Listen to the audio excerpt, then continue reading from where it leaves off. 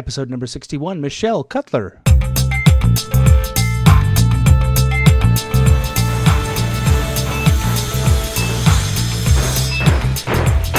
All right, cut to edge of stage.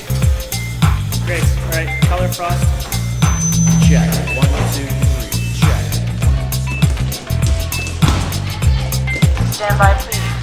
House to half, house out, lighting cues 1 through 10, sound cues 1 through 10. Welcome back to The Title Block, a podcast about Canadian theatre designers, their history, and their craft. I am, as usual, your host, Michael Cruz, and this time I have an interview with composer and sound designer Mishelle Cuttler.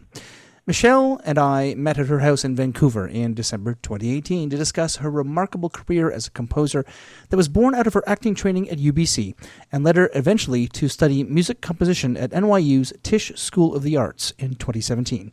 She's been nominated for several Jessie Awards and is a mainstay of the Vancouver theatre scene. I hope that you are continuing to weather these tough times as theatres are shut down, and we are in stasis, waiting to return to making art for a live audience. Please, if you can, consider giving to the Actors Fund of Canada at afchelps.org. Don't forget that our new limited series on the Title Block's YouTube channel every Thursday night at 8 p.m. Eastern, 5 Pacific.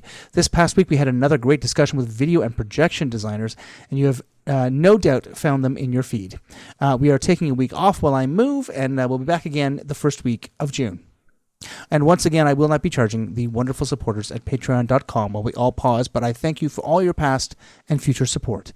Now, here's my interview with composer and sound designer Mishelle Cuttler.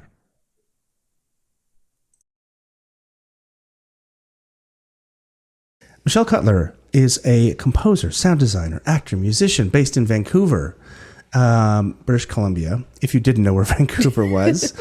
Silly people. And she has been working for the last 8 years as composing music for theater, and has recently returned from New York, where she did a graduate work in musical theater composition. Mishelle, welcome to the Title Block. Thank you. So happy to be here. Oh, it's awesome. We got through it. Yes. The ball is rolling. Yes. So how did you find your way into theater anyways? You were a musician first, is this correct? I was a musician first. I did classical piano for my whole kind of youth and teenagehood, and I did, Royal Conservatory and all that kind of stuff. And I was like pretty serious, but not super concert level serious. But I also did a lot of theater as a kid. I actually homeschooled until I was 12.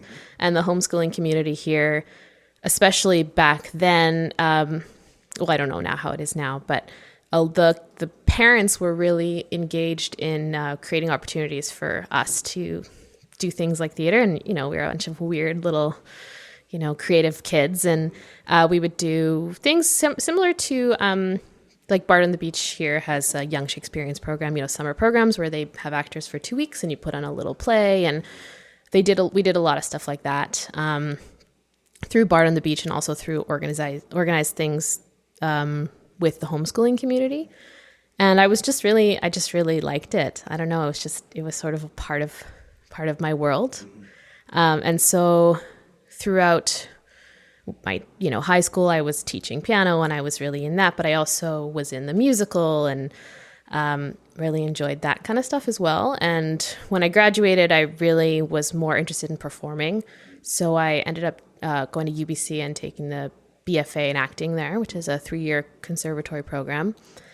But when I was in my second year of the acting program, I was part of a production of Romeo and Juliet that was in the Telus Theater at the Chan Center, which is this really cool space that has, it's sort of, I think the seating is movable, but it was sort of like a 3/4 thrust kind of situation, but there's these like 3 levels. It's really cool. And it was directed by Catriona Leger, who was a MFA directing student at the time. And her vision, she had studied, I think, in Paris with Lecoq. She knows a lot about Buffon. And so the vision was kind of like that. And she knew I was a musician, and she said, "Can you learn accordion?" And I said, "Absolutely, I will learn accordion." And so I decided to learn accordion, and she had a vision for me as sort of, if the MC of the cabaret kind of thing. And because of that, there was live music. It was all live music with I had a particularly musical class. There was a lot of talent there in terms of my fellow actors. And so Patrick Pennefather, who was the music director composer that was hired for the project, basically said to me, however much ownership you want to take of the project, go ahead and take it. And I really sort of took it and ran with it. And that was my very first time writing music at all. And it was just, I had never really cared for the idea of writing songs. But once it was part of telling a story, I suddenly felt like super inspired. And so I spent the whole rehearsal period coming up with themes and figuring out, and actually basically music directing my classmates who were really willing to take my direction. And it was really exciting. So that was my first time ever really getting into that scene of writing music for theater. Right. One of the things that I hear from, I didn't do conservatory when I was younger, but the things I hear from my friends who've done, especially many years of it, they find it difficult to improvise or to work off of the music, like just to not like to play by ear, for example. Mm-hmm. But did you find that the conservatory method was getting in the way, or had you gone long enough down that road to understand? Like, I would say I'm not the best improviser. I'm not someone who super learns by ear. I'm better at notating things. Even when I write, I really sit down and notate things. But yeah, for sure. There's a combination of things. I think the thing you do learn when you're part of Royal Conservatory and you study the theory is you learn how harmony works. And so I think for me, the more I do it, the better I am. But at that time, for sure, it was a little more heady. It was a little more, I had to sort of process it in my brain and then go through it. But certainly I think I have like a sort of a in-betweensies thing. I'm not like, a lot of people who just fully learn by ear and it's all about how it feels. I think I'm a little more, goes through my brain first. Mm-hmm, yeah. Yeah. And that's interesting. So in theater, it's a collaborative art. Mm-hmm. And, from my personal experience, I was never a single author kind of person. Like I always fed off of other people's ideas. Mm-hmm. Is this the thing that you were kind of waiting for to sort of find your compositional chops? Totally. I think my favorite thing about theater is working with people. I just love to be in dialogue with people about sort of a greater vision. And so at that time, for sure, I was like, wow, I have a purpose here. There's a story to tell. There's this team of people who are going to help me make it happen. There's this director who's sort of overseeing everything and who I can trust to look at everything from the outside. And there's something that I'm doing here. I recently wrote my first chamber piece, which was, probably the first time on a larger scale that I'd actually sat down and just written a piece. It was for a 5-piece ensemble. And I think at this point now, I can say that was really satisfying in a different way. But it also, once again, had these constraints of the 5 instruments that I was writing for and actually the players that I knew. And there was an overarching theme to the show as well. So, yeah, it definitely was very different than... I never was a teenager who just like wanted to write songs. Yeah. That's interesting. You also struck on a couple of different things there too. The first being this idea that taking risks is an important component of any kind of creative art. Mm-hmm. But in theater, the best environments within which to take those risks are ones in which you have the safety nets of people going, that's a bit too far, or could you go farther, or don't worry, we have a backup plan if that fails, or to sort of guide you along the way. Mm-hmm. And I feel like the riskiest things that people do are like the one-person show where... the best case, and everyone talks about needing a director, even though you've written and produced it and are acting in it. You need a third party to come in and look at it and give you feedback. Mm-hmm. But in the situations that you're talking about, it's a freeing aspect to sort of be able to make mistakes and to take risks and know that other people are going to be able to give you feedback on that. Oh right? yeah, and Patrick was wonderful on. He was just a great mentor to have in that moment, and really he was really like chill and laid back and didn't put a lot of pressure on me. I think the one thing I remember him saying was just like, be ready to throw it all away. Like, don't feel bad, don't worry, expect to have to trash the things you love and then just try something new. And it's hard, because there's a lot of ego involved, but yeah, it was great to have that support. And in an educational environment, there's even more support, and there's a lot of people looking out for you. But yeah, it felt suddenly just like so exciting to have this greater purpose.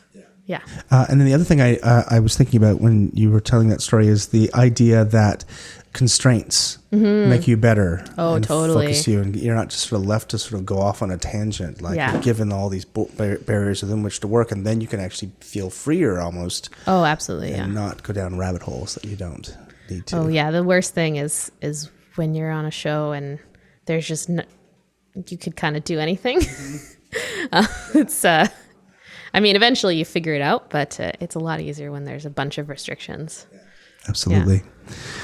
Great. And so you got through this production, ABC, and then what was your next step? You finished your BFA? Yeah, I had another year after that, and I think I played accordion in like another show in my final year. And then I graduated, and I was out in the world, and pretty soon after that, one of my classmates, Christine Quintana, she's a wonderful actor, but she's also a playwright and a producer. And she called me up and she said, I got asked to write a 10-minute show for It's a Zoo Productions, which is a company that is based, they began in Victoria. They were all UVic students. Chelsea Haberlin and Sebastian Archibald, I believe, are the artistic directors. And they had a little festival called Bridge Mix at the time. This was 2011. And the idea of this show was it was in a parking garage downtown, and you would go to one level of the parking garage and you'd see a 10-minute show. And you'd walk up to the next level and you'd see another show. And so Christine and I, we were like, well, let's write a musical. And because of the restraints of we were in a parking garage, so we couldn't really have any real big instruments. We had no power. We decided to write about people leaving their offices at the end of the day and singing about all the things they wish they were doing instead of working. And because it was, the early stages of the like twee novelty instrument kind of scene, we called it Parked, an indie rock musical for novelty instruments. And everyone was playing novelty instruments, except for one of our actors played a trombone, so there was that. But there was like a melodica and a ukulele, and it was very cute. And we had it was basically just 4 songs. And it was really fun, and we cast all our friends, and it was just really silly. And I think I wasn't able to be in it because I had some conflict, but Christine was in it and a few other people that we were friends with.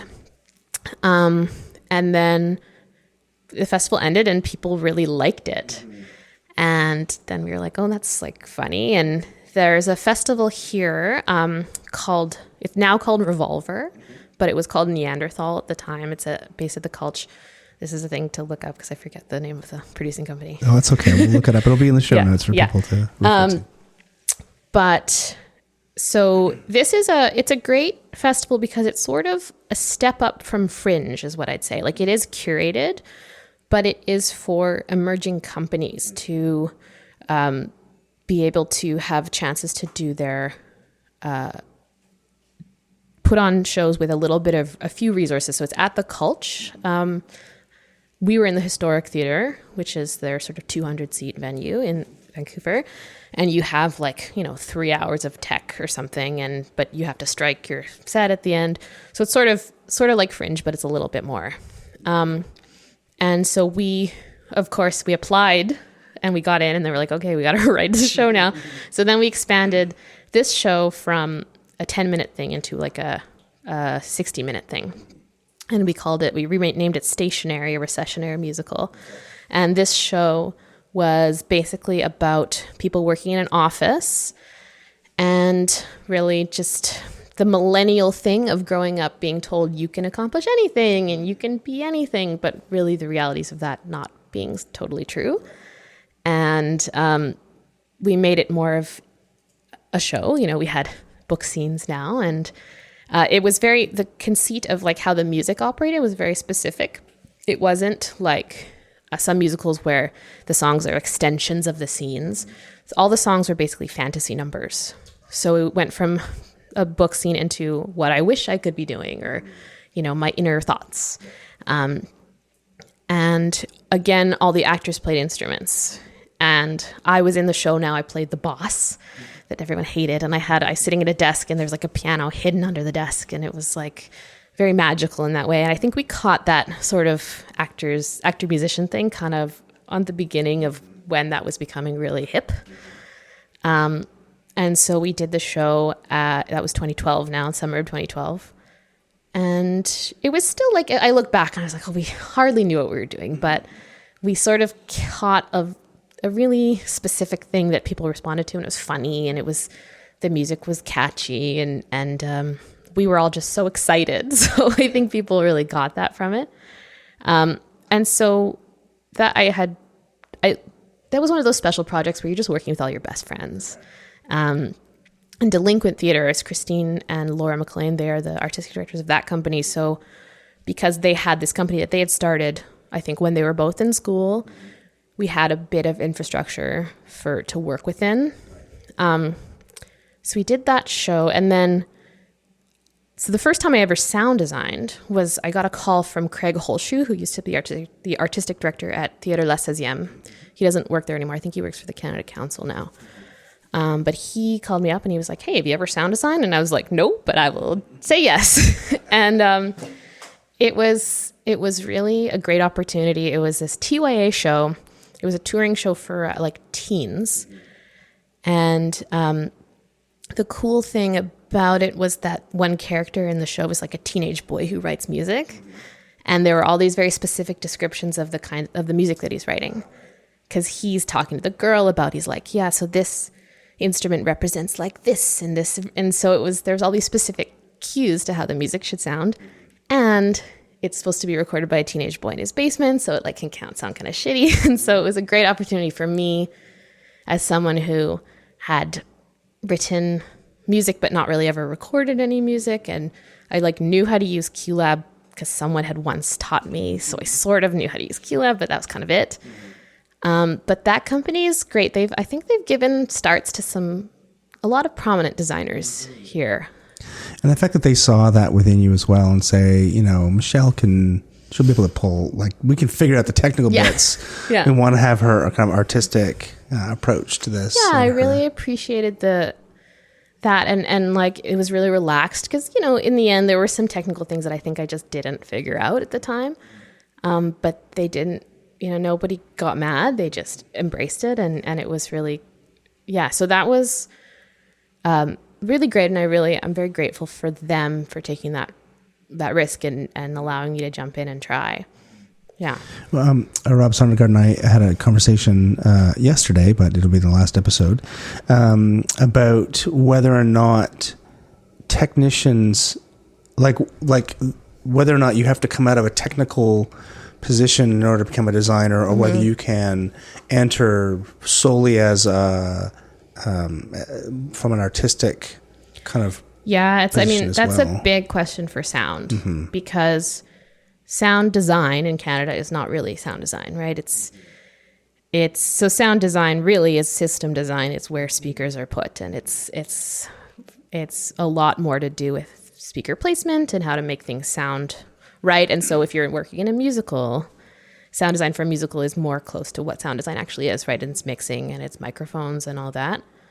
Sound design, in terms of how it's used in Canadian theatre, is basically more to do with scoring and composition, sometimes musical direction, programming. Like, it's not even really sound design. And I mean, I absolutely came from a creative side, and I've now learned I'm like very good at QLab, and I'm very good with Logic and working with, creating. I use a lot of MIDI because there's never any money to record anything. But I'm not like super great with working in a console. And I think I don't want to diminish how important that is, because I think it is important that designers learn about these things. But with sound, it's just particularly like there's too many things encapsulated in what sound design is for someone to just be good at everything.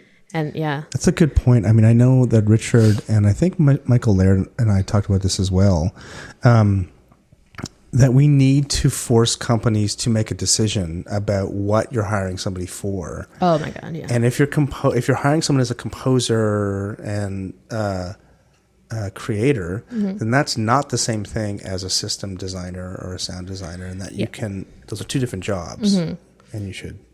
Absolutely. I mean, I think that what I've learned is that every design discipline has things that we're expected to do that aren't really our job. With sound, it's exactly what you're saying, right? There's a lot of, I mean, it's not only composer, it's engineer and, like producer and musician, because you're supposed to be able to play everything too. So there's a lot of expectations that are just straight up not sound design at all. But on the other side of that, pretty much everywhere I work, unless it's sort of you're building a venue out of nothing, there's a house technician that's doing that. Like, I'm not allowed to touch the console, right?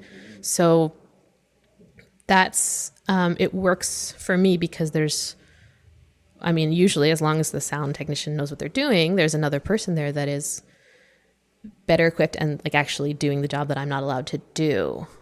Yeah, it is funny. Like using lighting as an analogy, I would never operate the console or program it for a production. But there's so much subtlety involved in sound mixing, right, that I can see where the crossover would occur. Yeah, well, I would never like sit there while a technician is programming my QLab file. Right. And so what I do is I screen share with the show computer, and I sit in the house and I just do it. And certain houses, I think technically, if there's one technician there, they have to stop doing lighting while I do that because they're but most places don't enforce that super strongly. So yeah, because of the way QLab works, I find that there's no way I could sit there and like tell someone to, it's all about how it feels. And certainly, yeah, there's just endless things with sound, right? You can just always fuss with it forever. Yeah, and I think you're right about like the technology has been changing. Even in the last 5 years, the technology has changed so much that I think it's unfair to expect a designer to have know every single in and out of whatever that theater has decided to buy to support their audio. Well, right? and I think also it's different than lighting in the way that every console is or can be very, very different. And I mean, unfair or not, it's just unrealistic. And it does, because the expectations are in this country, because there just isn't the money, that sound designers are doing a lot of different jobs. I think that what we've come up with is that we have the house technician who knows their system well, and they provide support. And I haven't come up against that being too much of a problem. I think that it depends, like with any designer, right? Like if you are going to make yourself crazy with every detail that probably nobody but you will notice, then it can be frustrating. But I think that I try to actually tamper my expectations with, okay, how much are people notice? How much am I getting paid? How much am I gonna really sometimes you just gotta leave it and say, this is the situation I'm in, and I'm doing my best, and everyone's doing their best. Yeah, and that's not uncommon for all the design disciplines. Absolutely, like we all temper or shape our work based on all of those factors, right? One thing we didn't talk about a lot, and I don't know if this is true for you, any mentors besides maybe Pen and Father at the beginning, because it sounds like you're working a lot with your cohort and then getting a reputation and then getting asked to do things by other people. Like was there anybody you're working with that was? Yeah, I mean, there's a few directors here that I've worked with a few times and really like Stephen Drover, who I worked with at Rumble. I worked in their office for 2 years, and then have designed for him a few times. It's just, he's been a great friend and a great mentor in terms of a more senior artist than me. And I learned a lot about the ecology of Canada and Canadian theatre when I was working there, and what was sort of the bigger picture of things. Working at Progress Lab, actually, which is just, you can even see it from this window. Oh, that's right. Yeah. Working in that, at the time we were Rumble, New World, Electric Company, and Boca del Lupo. And Boca, I think, has now moved out. They're now based in Granville Island. But just working in that building and being around all those really fantastic artists. And so at the time, it was Stephen Drover and Becky Lowe. She was the GM, I think, at the time. And it was like all we did all day was sit and talk about theater. And then you go next door to New World, and then they talk about theater. And you go, and so it was an amazing chance to actually get a sense of what was happening outside of just my world of students and people who had been in the industry for longer and on a larger scale than just, me and my friends. So that was a great opportunity. I would think that the arts admin jobs are really coveted here. If you can get into one of those admin jobs and just be on the inside and get paid a bit and, learn about what's really going on. And then, I got to be a reader at auditions, and I got to hear the conversations that people talk about when they're considering who to hire. And, beyond anything, it's about who's like a nice person to be around. That was a great lesson. I feel like every time I've ever done any sort of mentorship, I've just been like, just be nice, just be cool, like be a human. You can even be not as good as another person, but be kind and be good to work with and show up and answer your emails. Exactly. That's awesome. So let's talk about some more of the work. What was your next, like, if you could choose like the next kind of important thing that you did or that you learned a bunch on, like what was the next kind of envelope pushing work that you did? Here at my list. So that show, Statu Quo, was the show that I did at first with Cesium. And I guess I'm looking, so before that I did a little bit of acting. I did, Flop was I went with Anton Lipovetsky, who's actually my cousin, who's an actor and a writer here. And we went to the Edmonton Fringe, and I accompanied him, and that was really fun too. So I'd say the next, Killer Joe was a really cool project. So It's a Zoo again, the same guys that started us off with stationery. They do a lot of site-specific work and very immersive, in-your-face stuff. So they did this show, Killer Joe, which is a Tracy Letts play, which is very dark. It's about like this family in the American South, and they hire a guy to kill the mother. It's very there's lots of nudity and violence. It's very grotesque. And the setting of it is in a trailer or a mobile home. And what they did was they actually, they got like like a portable, in high school you have like a portable. Okay. And inside of that built an extremely detailed set of inside of this portable home. And it was like 20 people or something could fit inside of the space. And so there's like naked people like right there, right next to you. It was very, it was cool. And that was the first time I got to say, okay, like where are we going to put the speakers? And there's like rain that's outside and rain that's inside. And where are we going to, and I kind of had no idea, but I was like, well, I think that when the door opens, there should be a speaker behind it. And that was really cool because that was definitely sound design. That was not composition. I didn't write anything for it, but it was a lot about, atmospheric stuff and how does it fit in, and radio stuff and things that were really in the context of something that's super, super realistic. And Chelsea Haberlin, who I've worked with a lot since then, she's just fantastic. She has very, very strong visions for what she wants and what she imagines, but also really trusts her designers. So that was a really cool project. And just totally different and totally able to just be like, well, here we are. And I think I knew QLab so basically at the time that there was a few things that I just didn't even know how to make work. And it's the kind of thing where you're in tech and it's not working and you're like, oh my God, I don't know how to work it. And there's the TD they've hired doesn't really know what sounds. So like, oh God. So was a lot of chaos like that, but it was great, and it ended up being just a hugely successful show. I think it won the production Jessie that year. That's terrific. How did you approach the atmospheric design? Like when you're composing, especially with modern DAWs and the other, like you can plug in anything, and the samples now are so incredible. You can create whole orchestras. Yeah. And like you have to have an ear to sort of listen, like to hear the difference. But when we're talking about atmospheric sounds, a lot of it is maybe recorded. Maybe there's sound effects libraries. Like where do you pull all that stuff from? I have a pretty good library that has. I got a lot of rain. I got a lot of wind, and I haven't like really invested in new libraries since I started out, but I got like a really good one right when I started. And I find that, it's just a bunch of listening and trying. And sometimes I go to YouTube, and sometimes, I remember Richard was talking about this on the other episode and he was talking about how, the real sounds sometimes don't actually sound like what you want them to. Because it's so true, like a car driving could sound the same as wind, could sound the same, so sometimes it's about what actually will trigger us in our mind as opposed to what actually is realistic. I found that with school bells, because there's often you're doing like a TYA show and there's a school bell. But even when I was in high school, it's like they don't use those anymore. They use these weird electronic dings. But that's not going to cue our audience to knowing what the hell is happening. So sometimes it's about that. Yeah.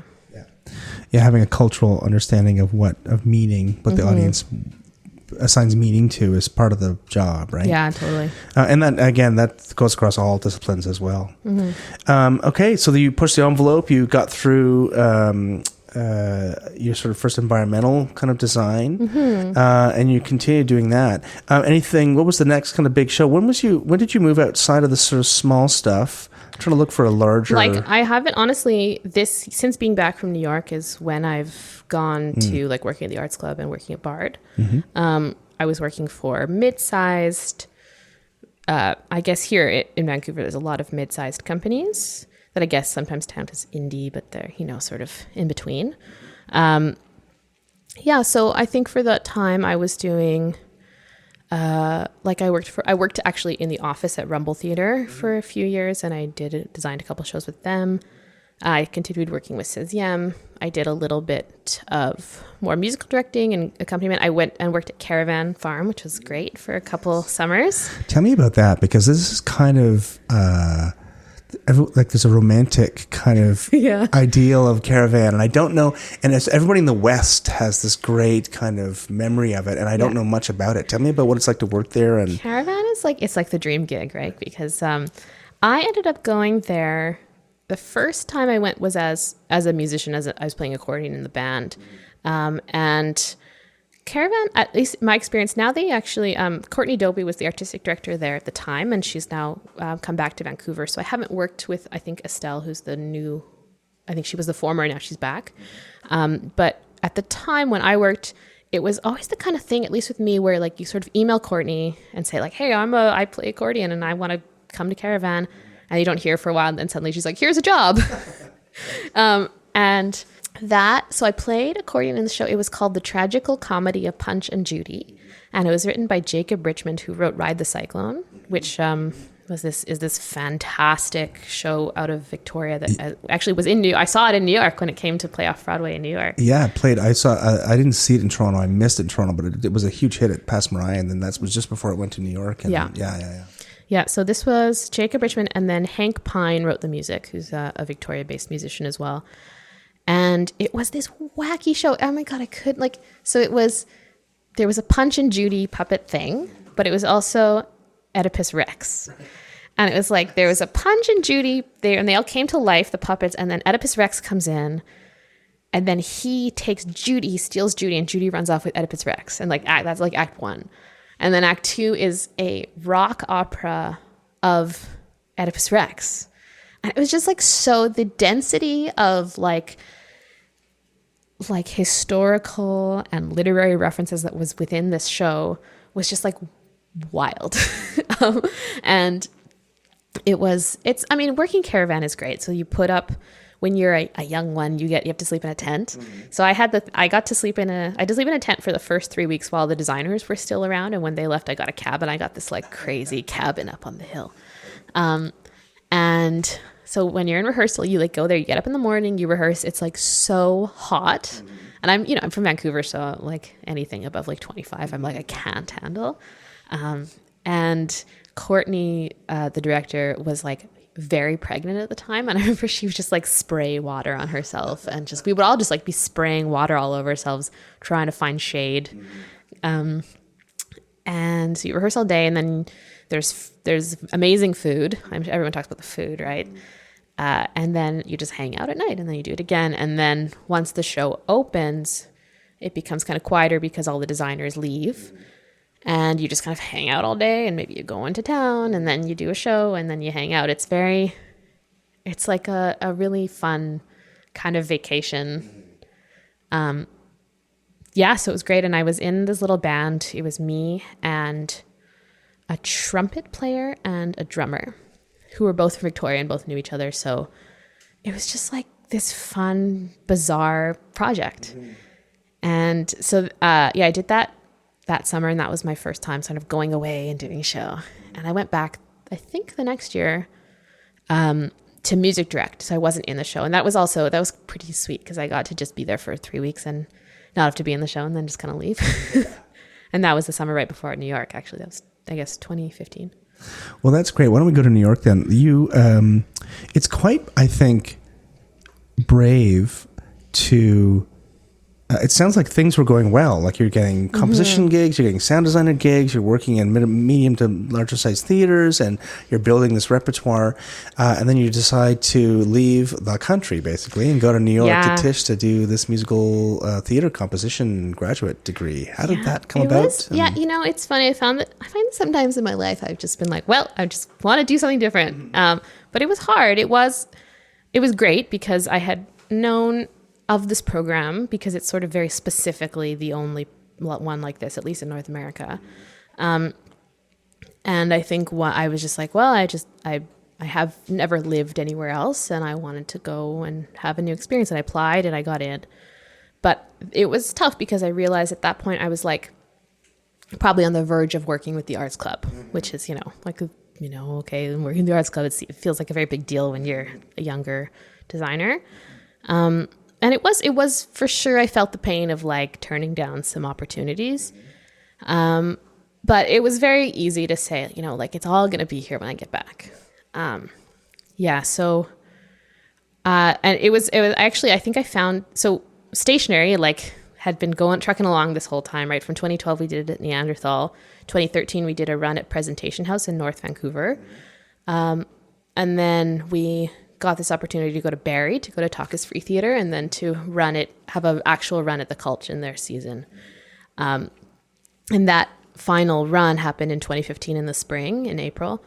And that was like crazy. I think we had two of our guys like drove the set out to Barrie and then back again. It was like not feasible, I don't think. Christine, who was in it and wrote it and also was producing it, like I think she almost died from the amount of producing stress that was on that. But we did it, and it was like really fun. And then we did it here at the Cultch, and then I got into NYU, and I was like, oh my God, I'm going to leave all this, and I'm here, I'm working with my best friends, and it's so amazing. But it was cool. Like, so the program at NYU, talk about collaboration, it's all collaborative. So it's half of the class is composers and half are book writer lyricists. So you're always in collaboration all the time. So in your first year, it's like songwriting assignments. You're paired up with a different person every week, and you have to write a song, and then there's lab components, and then you sit and everyone critiques it and talks about it, and then you kind of do a rewrite and that kind of style. And then in addition to that, there is tutorials and other optional things. And then in your second year, you have one thesis partner for the whole year, and you write a 90-minute musical. And there's a reading with equity actors and a director and a music stand reading, and then that's it. Yeah. That's remarkable. I feel like if I was to think about a program to get that kind of experience. That's exactly what I would do. Like you would just keep writing and you're collaborating, but you keep doing like, were you assigned styles to write in, or was it? It was like the very first one you do is like an AABA song, right? So it was a lot about song form. And then in our music tutorials, there would be more style specific kinds of things. The interesting thing was like, there were a fair number of people in my class that had composition undergrads. So I felt kind of like the one who was coming at it with like a lot less technical training. And so I was kind of like, oh, I don't know like as much about jazz theory as this person does. But it was a lot less about that kind of stuff and like really technical form. Although there was that from especially certain music professors, and a lot more about storytelling and a lot about lyric writing, which is sort of a very underappreciated kind of skill, which is absolutely a very particular kind of discipline that, yeah. I'm curious about the collaborative, like the collaboration with a lyricist. Like, how do you guys share ideas? Who takes the lead? Does it change depending on the idea? It can vary depending on who you're working with. I found that in my experience, the thing I like is to get a little something from my lyricist, maybe a verse, and to then go away and create something and then come back to it. And with me and Christine's relationship, which was sort of just like, we had no idea what we were doing. It was more of like, we didn't actually work in the room together all that much. She would give me some stuff. I would come up with something. Sometimes I would write dummy lyrics and maybe a couple of them would stick. And then eventually sort of come to things. And I'm certainly not shy to say, hey, I don't think this quite fits, or I don't really like this word. And I'm happy if someone says, hey, like, can this change? I don't know about this, blah, blah, blah. So yeah, it's unique and sometimes very fraught. Right. Yes, I can imagine. Yeah. Well, that's really interesting. And then when you finished that, so what was tell me about your thesis project, My thesis project was called The Last Good One, and it was a reimagining of the Sodom and Gomorrah story, which was a funny thing. So my thesis partner was a person. So the process of assigning thesis partner is kind of funny. So in your first year, you end up having worked with everybody on the other side, like by the end of the year. And then in sort of April-ish of the first year, you have to have conversations with like 10 people on the other side and say like, hey, what would we write about? How would we work together? And just sort of informal. And then you have to write this document where you rank everybody and you say like, this is who I want to work with. This is why. And then the professors take that away and they sort of do their best. And then they pair you up with somebody. So some people are like, end up really happy and some people are not so happy. And so my collaborator was someone who I liked and we got along and it was fine. I don't think that aesthetically we're like super aligned. He's like really engaged in the new musical theater, sort of Joe Iconis world of New York. But we wrote this show, which was about this man from Brooklyn who, like, these angels come from heaven. They say you got to find one good person in New York or else the city's going to be destroyed. And we wrote this show about it, and it was kind of silly. And it was a great exercise in creating a show with a person, like with a specific timeline. And so basically you have like a lab every week with your advising team, which is 3 people, and you bring in something and they sort of talk about it, and you have a lot of freedom in that second year to sort of just write. So I think I learned a lot about, like, it was one of those chances where I wrote a lot of styles that maybe I wouldn't, but I learned how to write, like, a Broadway swing kind of thing and stuff that is a little more contemporary musical theater, a little more technically like fancy. And in the end, like, it was fine. I don't think it was a particularly, like, a lot of people try to take their thesis shows and do something with them.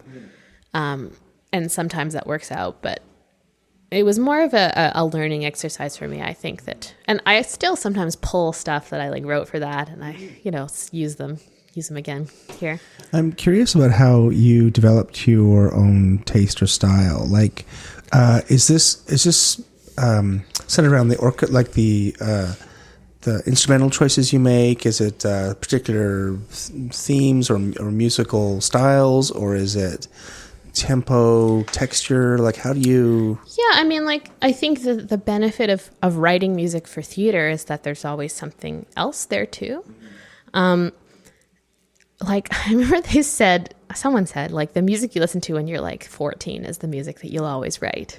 So I think I sometimes always end up writing something that sounds sort of like 2000s alt rock. Lannis is always alive within me. But, I don't really know. I guess, I have a bit of the classical understanding.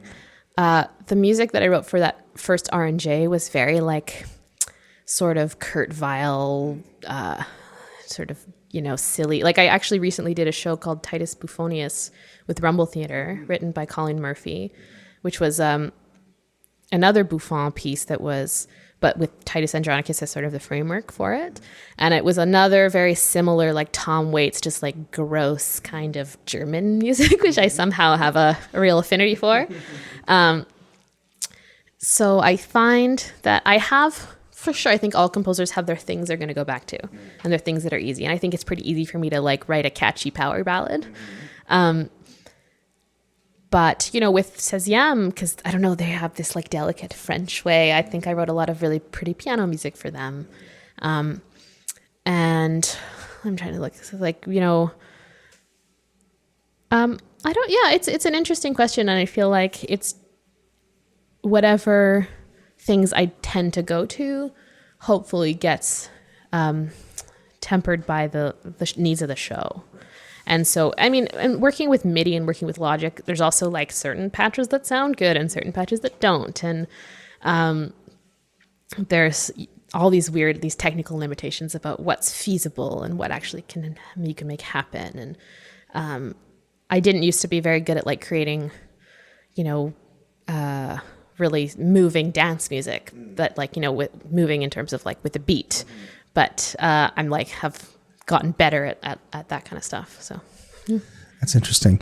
Okay, let's just talk in the last like 15 minutes here, talk about a bit more about your process. I'm curious about once you have come up with an idea, you've met with the lyricist, you have constraints, like the story you're writing. How do you go back and edit? How do you approach? How do you make it better? I've never composed anything, so I don't know how this works. But yeah, well, I mean, I guess I can talk about composing for theater, for like as a sound designer. And there's a few different situations, right? So this summer I worked on Liz Estrada with Bard on the Beach, and with Lois Anderson, who it was a crazy piece because it was a new adaptation of Liz Estrada. That was all because no one ever gets time to workshop anything, so it was sort of being written and workshopped as we were rehearsing it. And I was fortunate to be able to be in the show on stage playing piano, so it meant that there was more flexibility because stuff was happening. Like, we didn't have to re-record anything because I was just doing it. So there was maybe one piece that I really wrote beforehand. And a lot of that is like, those conversations are emailing the director and back and forth and hearing notes and then going back and forth about that. And I have these memories of when I did that first show at 16e, and the first time I emailed something to the director, and like, I was so stressed about it. I was so afraid. Because you're sort of in that moment where you're waiting to hear, is it okay? Is it not okay? So I think that, and working with directors, especially, most directors don't have super deep knowledge of music. So it's about interpreting what they're saying if they work with imagery or they work with reference music or whatever, and trying to understand what that is, trying to filter that to what's actually happening musically, and then coming up with new drafts, basically. And then when we were in rehearsal for the underscoring, because it was just me and I was using Main Stage, which is, it's like a MIDI performance thing. So you have your keyboard plugged into the computer, and then you can just change patches, basically. So I was able, you come up with some themes and you just try to, this was a situation where it was more improvising and more just trying to create moods on stage, and it was all responding live. And with the songs, especially because there were like, I think 9 women in the cast, and we had to learn the material. So, you can't just make changes on the fly because they have to rehearse it and integrate it and all that stuff. So it really is, I think the more you can see it, more I can see it in context, the more I can then go and make it better and tweak it and mess with it. If it's not live, I think, you just try to get the timings as much as possible, try to see it in context as early as possible, and then just keep on going back and looking at it and looking at what is the moment it's coming out of, what is the moment it's going into. Sometimes it might feel really wrong, but the actual change is quite small that needs to happen. And then when you're in tech, it's also about how does it operate with the lights and how does it operate with the actors. I think that I've gotten a lot better at saying, hey, I need to tell the actors that for this sound cue to work, they actually have to do this. Or the lights need to do this and it's not going to work otherwise. And that, the ability to actually say that comes with time. Yeah. Yeah, that's true. That's very true. Excellent. Now, does every sound designer does not need to be a composer? No. I imagine depends on the work you're getting.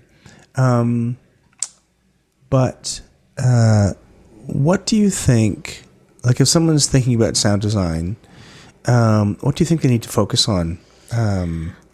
So in terms of the realities of working here, I think if you're a sound designer who's not a composer, straight up not a composer, then you want to just you do have to learn more about the technical sides of things, because there are not so often shows that come up where there's really, really no music. Recently, I did a show with Pi Theater called Here, and it's spelled H-I-R. And that design was there was like an air conditioner that was featured, and we're in the annex at the Orpheum space. So the space is very, very dead, which was great because it was all based on like basically white noise that played for like an hour and then it comes out at a specific time. And that was a design that was very much a sound design. It was like, one car and then idling for like 15 minutes and that kind of thing. And that's really satisfying and great, but that kind of stuff doesn't come up that often. So I think in terms of what's realistic, that if you are not a composer, then become as technically adept as you can. And if you are a composer, get better at being a composer, because I've done a fair bit of mentoring and speaking with young sound designers in the last year or so. And I think the thing that comes up is that it's just like there's a lot of years and years of training that comes into what people expect from a sound designer now. Because I have whatever my master's degree and my 8 years of working, but then I have 15 years of piano and music theory behind that. And so it's pretty hard if you want to come up as a composer. You can say, okay, well, I can play guitar and I can sort of play a bunch of instruments, but I can't read music. And I said, well, you have to learn how to read music, and you have to learn how to notate, and you have to learn how to music direct, because it's all just part of it. It's not great that that's the expectation here, but it kind of, at least for now, is. It is interesting. I never thought about that before, where if you are, that there's such a amount of work you have to do before you even start your professional training. Mm-hmm. Much like, I guess, dance. Like you have to dance when you're 5 years old, you have to get into, especially with ballet. Mm-hmm. There's 10 years of like just conditioning and learning that you have to do before you even start performing live. Yeah. Which is not the same thing with other designers. Yeah, and I mean, it's not to say that you have to have like a super big classical background to do it, but it'll help you be faster and it'll help you have more marketable skills. And if you can run in and quickly, if there's, so often I'm working on a show and there's like one little song there, and it's not like they're one song that the actors have to sing. And they just assume that's on my plate, even though it's technically not on my plate. And so not only do I have to be able to find the music or write the music, even if it's an existing song, notate it for them. I'm expected to be able to go in and play it on the piano for them and make them rehearsal tracks and rehearse with them. And it's just helpful because I can do that. And so certainly I know lots of young designers who maybe don't have all those years of training, but they're learning, and they're because it's a skill you can learn. But it's important not to forget that, at least in terms of the realities of where we are. And then I think I didn't talk to you about is about sounding the Sophia. I mean, we talked a little bit at the beginning about working on chamber work. First of all, what was the orchestration like? Was it all strings? The orchestration was violin, viola, bass, flute, and clarinet. That was a really cool project. So a good friend of mine, Molly McKinnon, who is a violinist, she actually played violin in stationary. That's how we sort of got connected. Was curating a concert with Heather Beatty, who played the flute. And it was part of the Little Chamber Music Series That Could, which is an ongoing chamber series, which is really interesting. It's just such an interesting form. It's very different than it's not going to the VSO, and it's, it's something really small and intimate. And so this concert was based on, or it was honoring the, I think, 100th anniversary of this ship that sank off the coast of BC. That has sort of been largely forgotten about because it happened right at the end of the war.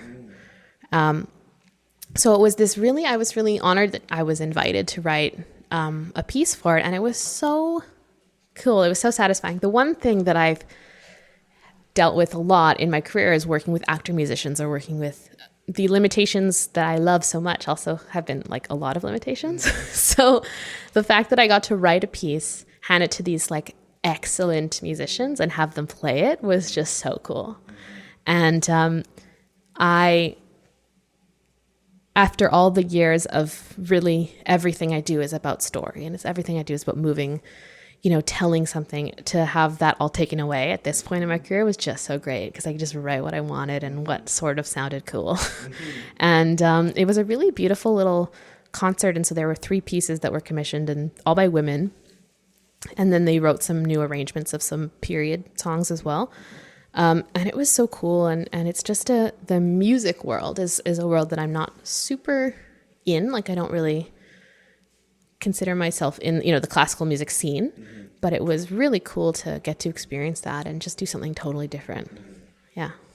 And then finally, I'm interested in, because I've been talking to a lot of kind of experienced 20, 30, 40 year kind of experienced designers who started in the business when it was different, coming out of the 1970s and the Canada Council, and there was a lot more money, and we weren't competing with a lot of other modern media. Yeah. How do you view the business? Like, obviously you've got a great range of skills, and you're able to adapt to many different kind of forms of theater, which is a huge plus. Like, somebody else who's just coming in as a sound designer, or come from a technical point of view, or maybe is just a musical director, just a player, may not have the kind of range of opportunities that you have. Right. Are you optimistic? How do you feel the business is moving, and how do you feel that you're going to have to adapt in the future to it?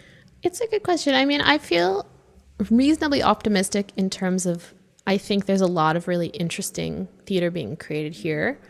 And there's a really strong community of people who are around my generation, a lot of people even from my class, who are, really creating interesting work and doing things well. And I think, yes, of course, the realities of funding are always there. I think that, yes, in terms of actually, even if you are a straight up music director, there's a fair amount of work if you're like a player. And I've been involved more in speaking to more designers of all disciplines, and trying to educate producers about what is realistic to expect, and how many hours we're actually putting in, and all that stuff. And I think that when I talk to people who just say, well, it's theater, we're always going to be suffering, and we're always going to have no money, and it's always going to be horrible, I think, like, no, I don't think that's the case. I think that for sure it's not like everybody who's going to come up is going to be able to work. We're going to choose to keep doing it and choose the grind. It's sort of, there is limited resources, but I think that there's also a lot that keeps happening. And I think that, live theater, I don't think that every play is amazing. I don't think, sometimes I'd rather watch a movie or Netflix than see theater. But I think that I might postulate that as people start rejecting that and, want to get away from their screens and look to a thing that is not that, theater's there, and there's a lot of magic that can happen. And so I don't think I'm unrealistic. I think it's hard. But I think that it's not dire. On that not dire note, that's awesome. I think we'll stop there. Great. Thank you. Thank you so much for being on the show. Yeah, thank you. Awesome.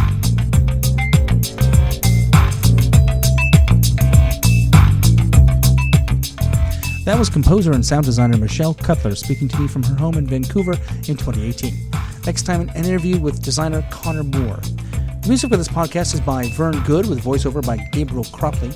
Please go to Apple Podcasts and give us a review. It'll help get the word out about this podcast and share the history of theatre design in Canada. And you can follow us on Twitter at TheTitleBlockCA and on Facebook.com/TheTitleBlockPodcast. You can send comments and requests by email to thetitleBlock@gmail.com. Don't forget that if you like the show, please support us on Patreon.com. And feel free to share this with your friends, colleagues, students, and teachers, or listen to it while you figure out how to become an online content producer, because that seems like all that is left for now. I'm Michael Cruz, and I will see you next time on The Title Block.